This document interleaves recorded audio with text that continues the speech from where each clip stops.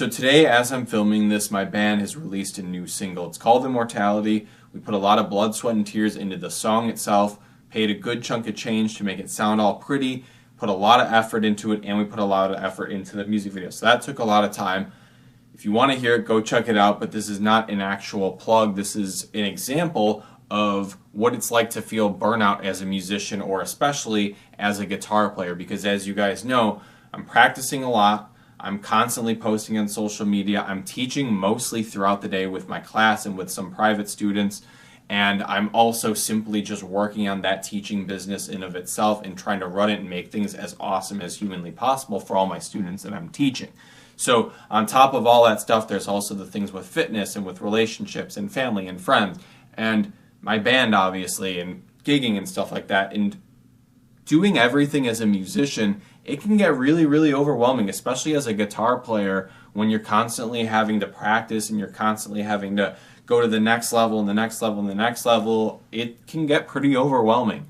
But throughout the last year, I've kind of figured out somewhat, I'm going to say somewhat, because everybody gets burned out every once in a while, but I've figured out somewhat of a solution, or a few solutions, that has been working for me, so that way I get burnt out less, I manage my time and my stress better, and I'm overall just able to have more energy throughout the day, the week, the month, and even the year, so that way I don't take too many days off and I'm still hitting my goals. So in this video, I'm going to give you, I laid it out all on my phone, I'm going to give you 5 actual ways to deal with burnout as a guitarist, okay? And each one is going to really, really dramatically help you, and I'll even put timestamps below so that way you can just go to whichever one you want to hear the most if you want to skip, but I don't recommend that you do. So with that being said, like I've said, most of my time is dedicated to practicing and teaching. That's most of my day. Then I also have to do things with my band. Obviously, that's a huge thing. I'm gigging, constantly pushing for the band on social media and all the other little tidbits with marketing for my band. And it's crazy. Things get really, really crazy. I'm basically juggling 2 different things at once on top of everything else that's going on in my life. So the number one reason why I am able to mostly sustain that without getting too burnt out is having a deep desire or goal, okay, with an emotional connection to that goal. I've talked about this on my channel before, but if you've never heard it, basically means this. If you really care about something, and I mean not in a cliche way, I mean you really, really, you want it so bad, you have such a deep, deep desire to get this done. You have a deep desire to make this dream happen. You're going to make all these things come true. The burnout will happen a lot less when that lingers over you, okay? Because when the fire starts, you want to get going. And that's exactly what we are trying to bring with our energy here when it comes to getting to our goals. Now, I mentioned something about having a deep emotional connection to those goals. That basically means about, let's say, for example, you've always wanted to tour. Okay, I always use this example because it's such a common one. Everybody wants to go on a tour, right? Think about why you want to go on a tour. Okay, is it because you just like the idea of traveling? Is it because you just like the idea of playing music in all these different cities and meeting all these different people? Is it because you like the constant moving and playing music? Do you have that energy? Think about that, and think about the emotional connection or the emotion that it would give you if you were to hit those goals.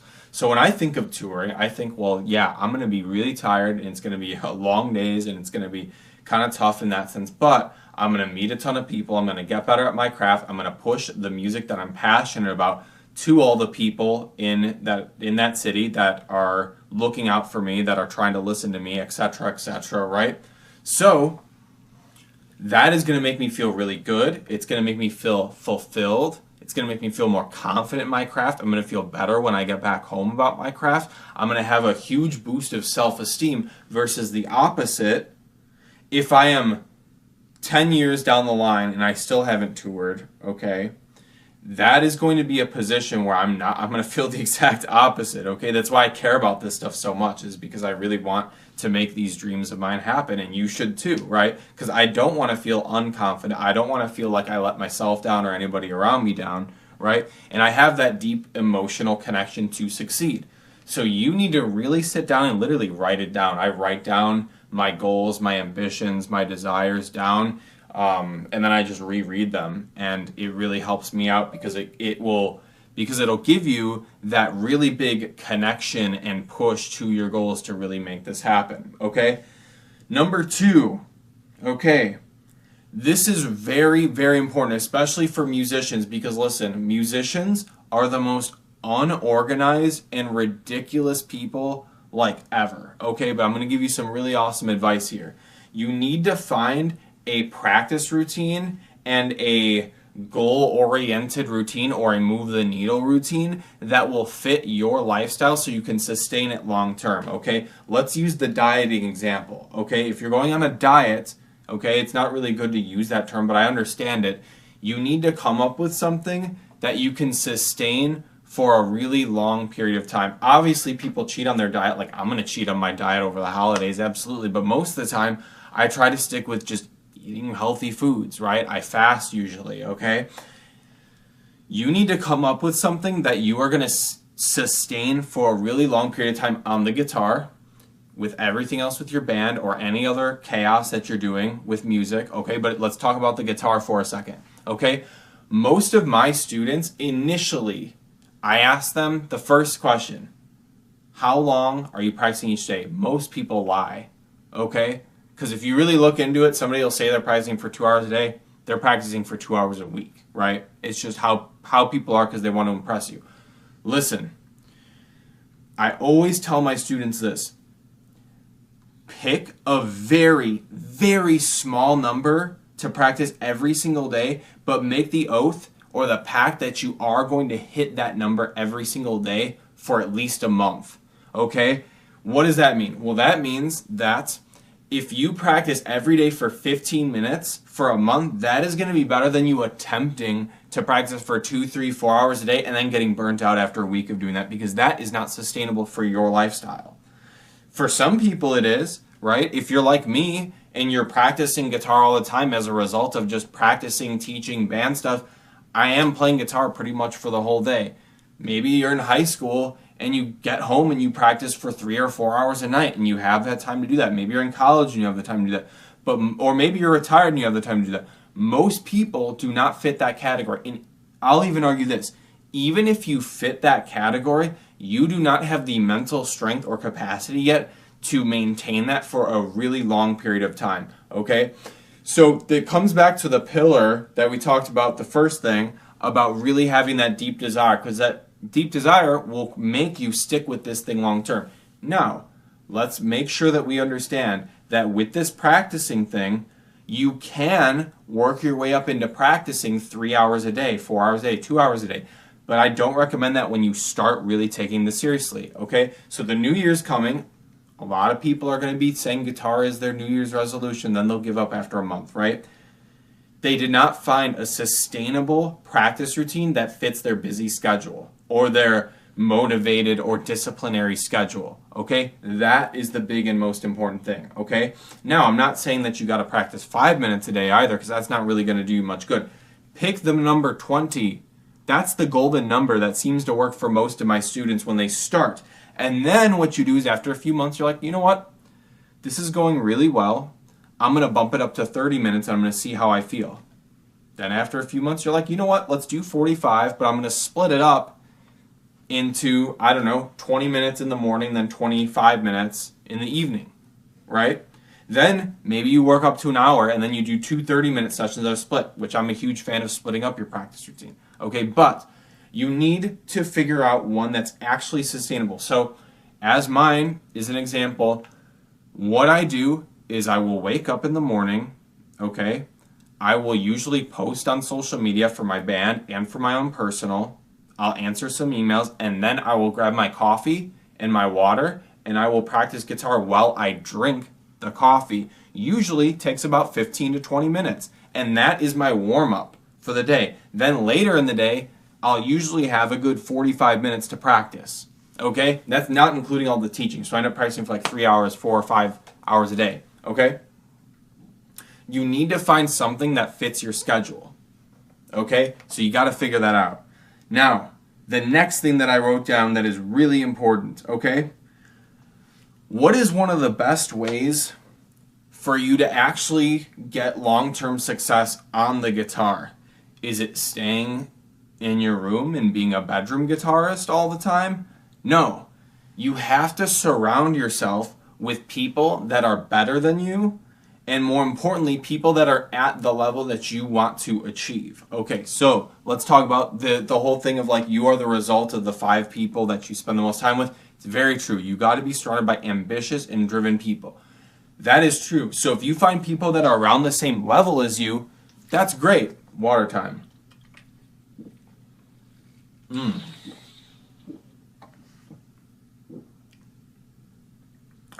Okay. When you find people that are around the same level as you and you're spending a lot of time with them, that's good. As long as they're ambitious and they're driven, that's great. You need to also put yourself into situations with people that are doing what you want to do. So let's go back to the touring thing, okay? For me, for example, personally, I'll give you a little story. The last gig that we played, we opened for a band called Vampires Everywhere. And the opening band, I think they were called Another Day Dawns, I think is the band name. They're decently big band and they're touring. So is Vamps Everywhere, okay? I took advantage of that situation and I just said, you know what? I'm just going to go talk to as many of those people as we can and get some help, get some information, you know, exchange contact information. They ended up listening to us, both the bands ended up listening to us at Good Amount, and we made that connection. Okay? So that in of itself, we were talking about, you know, things like what to look out for with record labels, or how do you approach touring, or, you know, what does the money situation kind of look like with this chaos, you know? And it's like, we got a lot of really valuable information just from that one night, right?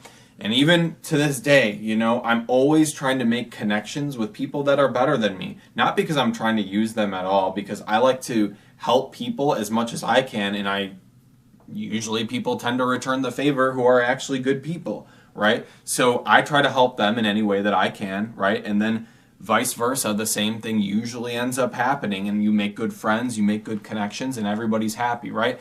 That's the mindset that you want to go for, okay? You don't want to come to the point where you're just like begging people for help all the time. Get to know them, you know, ask them how they're doing, you know, just be a cool person, right? And you're going to be doing great. So that could also mean that you're doing things online, right? So if you're happen to be, you know, taking lessons with a really big, you know, player, or maybe you're getting band marketing advice from a band member of a band that you really, really like. Those are really good things you can do too. So take advantage of those opportunities, because chances are the people that are doing what you're going to be, that the people that are doing what you want to do are going to have some really awesome advice for you. Okay? A lot of musicians, for some reason, they have this thing where like this magical, you know, fairy dust is going to fall on them one day while they're in their bedroom, and then the opportunity is going to come up and they're going to get a call that's going to say, hey, we really want you to tour the world with us. And it's like, you got to get out of that mindset, okay? It's important to understand that you need to be the one to put yourself out there, and then those opportunities will come to you, right? The energy that you put into the world comes right back out at you, okay? That's what you understand. So if you're in the bedroom all the time and you're noodling around and you're not getting any better and you're not putting yourself out there, that's what's going to come back at you, okay? So number 4, okay?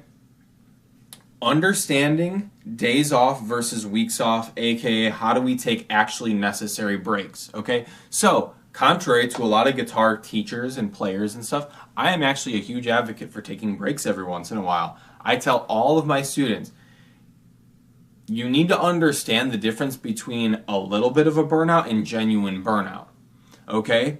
See, burnout tends to come from not having that deep desire, not having that practice schedule, right? Not being surrounded by those people. All that stuff is really important. But there's also another level of like, are you getting any better? Because if not, that tends to burn people out, right?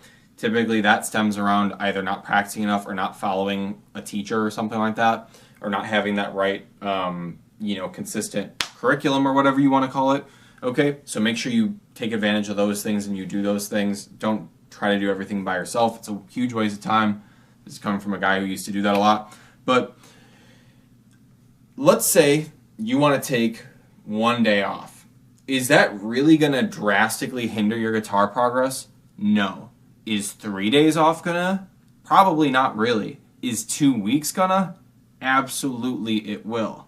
Okay? Will it be super drastic? No, but you'll probably have to take a few days to kind of rev up those skills again a little bit, right? You'll probably have to just take a couple days to remember how to play some stuff, how to warm up, get your chops back up so that way you don't sound super duper sloppy, right? So you need to understand that the longer you've been playing, the more you can probably afford to take breaks, right? If you've been playing for like 30 years and you're really, really good and you're really, really tight and you take a week off, you can hop back in a few days and you'll be back up to speed. However, if you are still a beginner or an intermediate, that 2 weeks or that week, it can be pretty detrimental and be pretty drastic, okay? So when you are not at the level that you probably should be, given all the time that you've been playing, I would try to take less breaks. Maybe take just a day off or 2 days off. Take a weekend off. It tends to work. Maybe every 4 months or 3 months or 6 months, just take that weekend off. I guarantee you it'll dramatically help you. Okay, but we can't be doing these things where we take months off and months off. And again, this all stems from the list that we've been building up. If you're taking months off, do you really want to succeed? If you're taking all these months off, do you have a practice routine that's fitting? Probably not. Are you working with people that are better than you? Are you trying to get in that music industry with that? So those are just some things to think about, okay? Now the last one, number 5, is kind of something that I said earlier, but I'm going to go a little more in depth to it. So it's surrounding yourself with others who have the same goals, the same desires, basically the same means of success.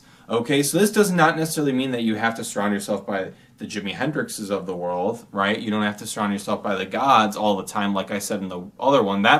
Those are the occasions where you want to do that as much as you can, but you're not going to be able to do that all the time yet until you succeed, okay? But what you really want to do is find people that are around your level, maybe a little bit better, maybe a little bit worse, but they have the same deep desire and the same deep goal as you. It's basically an accountability buddy or an accountability partner. I see this work all the time. James Hetfield has talked about this before, where he said that in high school he had a guy who they would come the next day and one of them would learn how to play this and then the other one would be like, damn, that was really cool. And then the next day he would feel like he would learn something better. Then the other guy would be like, oh man. And it always be this stacking thing, right? And this is true for a lot of bands too. Like a lot of the bands that we're really close with, we always talk to them what went well for you, right? And then, we're like, dang, I really wish I can get that. I'm really happy for you. And then the opposite will happen, right? Where we maybe do something better and we help them out. And it's like this stacking thing. It's not total competition. There's a little bit of competition, but it's a friendly competition where you're like, let's get better together kind of ordeal.